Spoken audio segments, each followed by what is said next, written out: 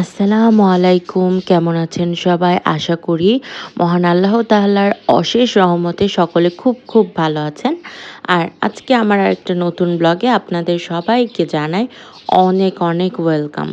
তো আজকের এই ব্লগে আপনাদের সাথে শেয়ার করব আমার কলেজের র‍্যাগ ডের সব এক্সপেরিয়েন্স।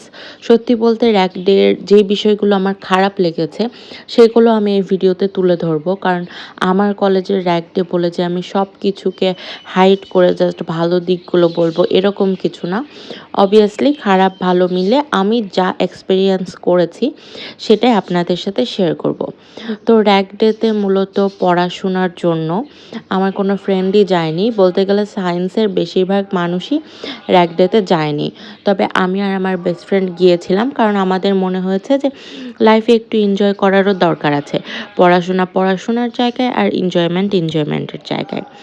তো সেই হিসেবে আমরা র‍্যাগ ডেতে গিয়েছিলাম। আর এই ভিডিওটা র‍্যাগ ডের আগের দিন, ওই দিন আমরা সেই স্বাদে খেতে গিয়েছিলাম। এর আগে তো সেই স্বাদে খেতে গিয়ে আমরা খাইনি, বাট সেদিন আমরা অনেক ভাবনা চিন্তা করে সেই স্বাদে গিয়েছিলাম। আর আমরা গেছিলাম ৩ জন, আমি, আমার বেস্ট ফ্রেন্ড আর আমার বেস্ট ফ্রেন্ডের ছোট ভাই। তো ওরা হচ্ছে আমাদেরকে কি কি খাবার দিয়েছে দেখেন। এই প্লেটে যা কিছু আছে সব কিছু ১০০ টাকা। একটা ডিম, মুরগির রানের একটা অংশ ছিল, আর সাথে ছিল শসা। তো এই পুরা প্ল্যাটারটা ছিল মাত্র ১০০ টাকা। সত্যি কথা বলতে গেলে ১০০ টাকার এই প্ল্যাটারটা খেয়ে আমার মনে হয়েছে এর চেয়ে আমরা বাসায় যেটা বানাই সেটার টেস্ট আরও বেশি মজা হয়। বাট ১০০ টাকা হিসেবে খুব ক্ষুধা লাগলে খাওয়ার জন্য খাওয়া যায়, তবে অনেক ভালো লেগেছে এটা বলবো না, মোটামুটি। এখন রাত ৩টা বাজে, আর এই ভিডিওটা এখন করার কারণ হচ্ছে সকালে হয়তো টাইম পাবো না ভিডিওটা করে রাখার। তো আমি কি কি সিলেক্ট করেছি সেটা বলি। আমি প্রায় ২ ঘন্টা ধরে এই চুড়িটাকে সিলেক্ট করছি। আমি কাচের চুড়ি দেখছি, অ্যান্টিকের চুড়ি দেখছি, গোল্ড কালার চুড়ি দেখছি। লাস্টলি এই হ্যান্ডমেড আর কাচের চুড়িটাকে কম্বাইন্ড করে আমি এই চুড়িটা পরবো বলে ঠিক করেছি। আর এই রেজিনের রিংটা খুব ভালোভাবে শাড়ির সাথে ম্যাচ করছিল, বাট এটা পরতে পারছি না কারণ এটা পরার মতো হাতে আর জায়গা থাকবে না। আমি এই রিংটা পরবো, একটু জুম করে দেখা, হ্যাঁ যে এটা পরবো, এটা খুব সুন্দর লাগবে শাড়ির সাথে। আর এই হচ্ছে এটাকে কি বলে, মানে হাতের এই মাঝখান থেকে কবজি পর্যন্ত থাকে, এটা কালকে পরলে তো অবশ্যই দেখাবো। আর এই ব্রুস পিনটা নিয়েছি সাথে নেল পালিশ হিসেবে, একদম শাড়ির সাথে ম্যাচ এই কালারটা। আর নেল পালিশ অয়েল যেটা থাকে সেটা দিয়ে তো কোট করতে হবে। আমি এই ব্যাগটা নিচ্ছি কারণ আমার একটা বড় ব্যাগের দরকার ছিল, অনেক কিছু নিতে হবে কালকে যেহেতু গরম। একটা ফ্যান নিব, পানির বোতল নিব, টিস্যু নিতে হবে, তো এই বড় ব্যাগটা নিচ্ছি। এই যে আমার শাড়িটা, আর কি হিজাব পরবো এখনও ঠিক করিনি। আর হচ্ছে মেকআপ তো কি করব সেটা কালকে দেখাবো। আর ব্লাউজটা একদম সেম এই শাড়ির কালার। তো এই তো ভিডিওটা এখানে শেষ করছি, আবার কালকে সকালে দেখা হবে। আল্লাহ হাফেজ গাইস। শাড়ি সিলেক্ট করার পর আমি ঘুমাতে গিয়েছিলাম, বাট আমার একদমই ঘুম আসছিল না। পরে আমি উঠে আবার মেকআপগুলো বের করে রাখি। এখানে আমি সানস্ক্রিন রেখেছি, শি গ্ল্যামের একটা আইশ্যাডো প্যালেট রেখেছি, এছাড়াও ফাউন্ডেশন, লিপ গ্লস, একটা red colour lipstick, concealer, mascara, lip liner, eyelash curler এবং সেটিং স্প্রে। এই মেকআপগুলো আমি বের করে রাখলাম সকালে সাজার জন্য। তো সকালে আমার সাথে একটা ডিজাস্টার হয়ে যায়। সকালে আমার হচ্ছে আপুর আসার কথা ছিল আমাকে শাড়ি পরিয়ে সাজিয়ে দেওয়ার জন্য, বাট আপুর একটা ইমার্জেন্সি পড়ে যায়, যার কারণে আপু আর আসতে পারে না আমাকে সাজাতে। তো সেক্ষেত্রে আমাকে নিজে সাজতে হয়েছে, অ্যান্ড শাড়ি পরা থেকে শুরু করে সব কিছুতে এত ঝামেলা, সব কিছু একা করাটা অনেক বড় একটা চ্যালেঞ্জিং ব্যাপার। তো সেদিক দিয়ে দেখতে গেলে সকালের অনুষ্ঠানটা একদম শুরু হয়ে যাওয়ার পরে আমি অনুষ্ঠানে গিয়েছি। গেছি।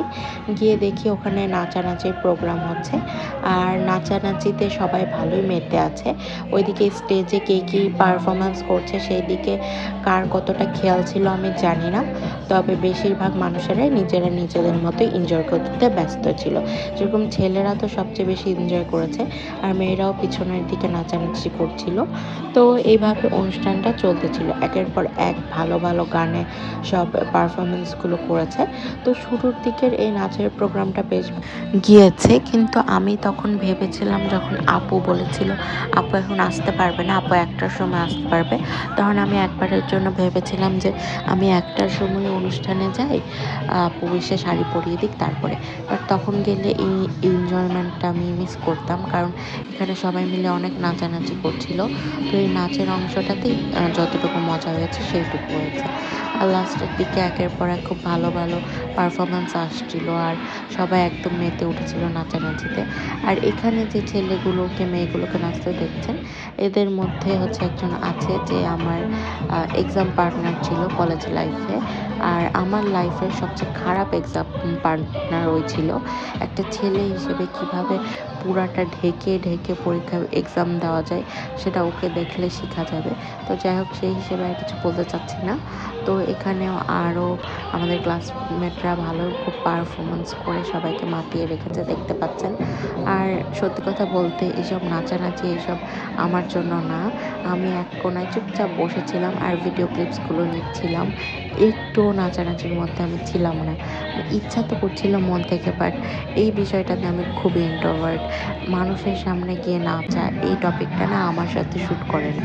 আপনারা নিশ্চয়ই এতক্ষণ আমার বেস্ট ফ্রেন্ডকে খুঁজছেন। হ্যাঁ, আমার বেস্ট ফ্রেন্ডও ছিল। ও আমার আগে অনুষ্ঠানে পৌঁছেছিল, একদম শুরু থেকেই ছিল। তো এখানে হচ্ছে সবাই যখন নাচানাচি করছে, আমি আর আমার বেস্ট ফ্রেন্ড এক কোনায় বসে বসে নাচানাচি দেখছি, ভিডিও করছি। বাট আমরা কোনো ধরনের নাচানাচির মধ্যে ছিলাম না, কারণ আমরা দুইজনই এইসব নাচানাচির সাথে নিজেকে অ্যাডজাস্ট করে নিতে পারিনি। সত্যি বলতে আমাদের স্কুলের যে র্যাগ ডে দেওয়া হয়েছিল, ওইটাতে আমি প্রচুর নাচানাচি করেছিলাম, কারণ আমাদের স্কুলটা গার্লস স্কুল ছিল, আর পুরাটা জায়গা জুড়ে গার্লসরা ছিল। সেক্ষেত্রে নাচানাচি করতে অত একটা লজ্জা লাগেনি, আর সব পরিচিত ফ্রেন্ডরা ছিল। বাট কলেজে তো অত একটা ফ্রেন্ড করতেও পারিনি, সো আর ছেলেরাও ছিল, সো নিজেকে আর নাচানাচির মধ্যে ইনভলভ করিনি। তো এখানে আমরা সবাই আমাদের চুড়িগুলো দেখাচ্ছিলাম, অ্যান্ড এখানে এখনও নাচানাচি চলছিল। আর আমি সবগুলো নাচানাচির একটু একটু অংশ ভিডিও করে রেখেছি আপনাদেরকে দেখানোর জন্য, যাতে আপনারা আমাদের র্যাগ ডেতে কী কী হয়েছে সে সব কিছু বুঝতে পারেন। বেসিক্যালি পুরো র্যাগ ডেতে আমি কিছু করি আর না করি আপনাদের জন্য খুব সুন্দর করে ভিডিও করে নিয়ে এসেছি। আর একটা জিনিস, এই র্যাগ ডের মধ্যে আমি মনে হয় ছিলাম সকাল 12টা থেকে বিকেল 6টা পর্যন্ত। এর মধ্যে যে আম্মু আমাকে কতবার কল দিচ্ছে জাস্ট আমি বলে শেষ করতে পারবো না। আম্মু আমাকে বারবার কল দিচ্ছিল আর বারবার বাসায় ফিরে আসতে বলছিল, কারণ আম্মুর মনে হচ্ছিল যে এখানে গিয়ে বসে থাকা আমার জন্য আমার পড়াশোনার ক্ষতি করছে। আর এখানে আমি আপনাদেরকে ওষুধটা দেখাচ্ছি বারবার করে, তার কারণ হচ্ছে আমি খুবই অসুস্থ ছিলাম, আর আমার হাত পা সবই খুব ব্যথা ছিল। তার মধ্যেও আমি এই অনুষ্ঠানটাতে গিয়ে বসেছিলাম এটা দেখানোর জন্য, ওষুধগুলো দেখিয়েছি।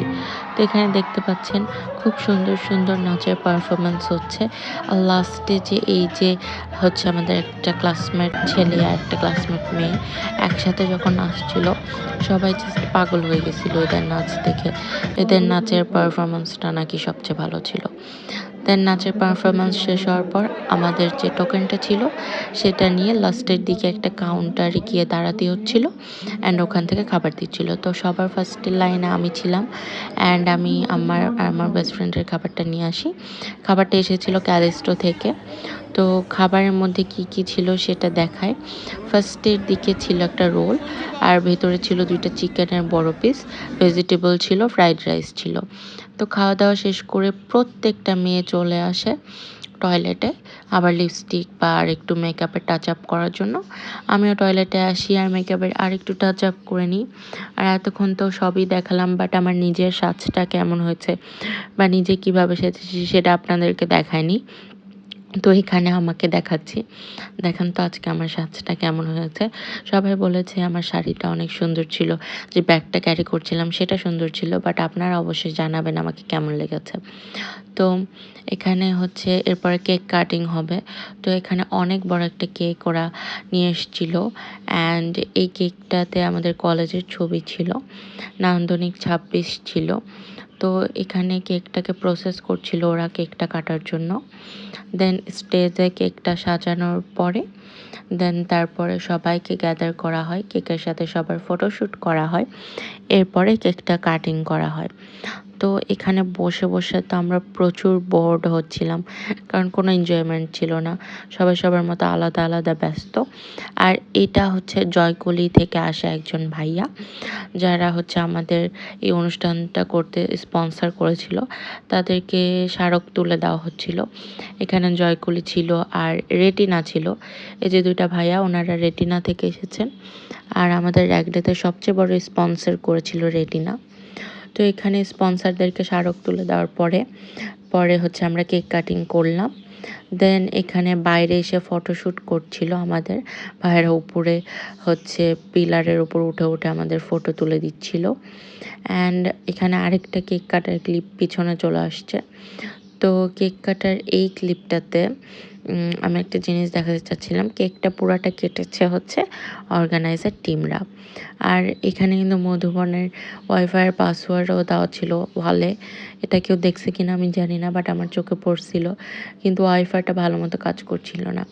আর এখানে স্টেজে যাদেরকে দেখতে পাচ্ছেন তারা হচ্ছে অর্গানাইজার টিম, ওরা অর্গানাইজ করেছিল এর এক ডেটা। আর এই যে ছেলেটা কথা বলছে, অনেকজন র্যাঙ্কিং করছে, বাট এই ছেলেটা সবচেয়ে ভালো র্যাঙ্কিং করছে। আর এই যে দেখতে পাচ্ছেন কেকটা, কারণ কেকের একটা কাহিনী আছে, ওই যে ওখানে গিয়ে কেকটা সবাই নিয়ে নিয়ে এসে খাচ্ছিল।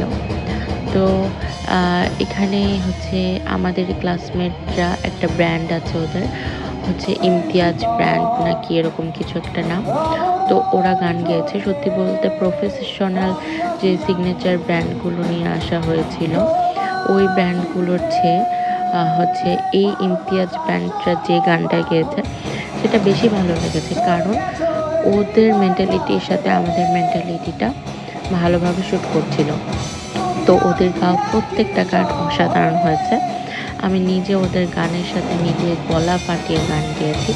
আমি আপনাদের জন্য হচ্ছে অবভিয়াসলি সাউন্ডটা দিব, যাতে আপনারা সাউন্ডটা শুনতে পান এবং আমাদের অ্যাক্টিংটা ভালো করে ফিল করতে পারেন। তো এখানে ওরা প্রত্যেকটা গান খুব ভালো গেয়েছে। তো আমি একদম স্টেজের সামনে বসেছিলাম, অ্যান্ড কান লিটারালি ফেটে যাওয়ার জোর, কারণ এত জোরে জোরে সাউন্ড হচ্ছিল। পরে আমার বেস্ট ফ্রেন্ড আমাকে বললো যে পিছায়, পিছনে একসাথে দুইজন বসে থেকে র্যাগডেটা আমরা এনজয় করি। তো পরবর্তীতে আমি পিছনে চলে আসি আমার ফ্রেন্ডের সাথে, অ্যান্ড পিছন থেকে সামনে কিছু দেখা যাচ্ছিল না, তবে ওখান থেকে সবই শোনা যাচ্ছিল। অ্যান্ড এখানে আমরা এখান থেকে বসে বসে গলা ফাটিয়ে ফাটিয়ে গান গেয়েছি। দেখতে পাচ্ছেন এখানে ইমতিয়াজ ব্র্যান্ড এখনও গান গাচ্ছে, অ্যান্ড পরে ওদের অনেক সুন্দর সুন্দর গানের মাধ্যমে এই গানের প্রোগ্রামটা, ওদের ব্র্যান্ডের গানের প্রোগ্রামটা শেষ হয়। এরপরে আস্তে আস্তে স্টেজে যাদের ব্র্যান্ডগুলোকে ইনভাইট করে আনা হয়েছিল, সিগনেচার ব্র্যান্ডগুলো, তারা স্টেজে আসছিল, বাট অনেক টাইম হয়ে যাচ্ছিল। ওইদিকে বিকেল 5টার মতো বেজে গেছে, আর আম্মু আমাকে বারবার ফোন দিচ্ছিল বাসায় আসার জন্য।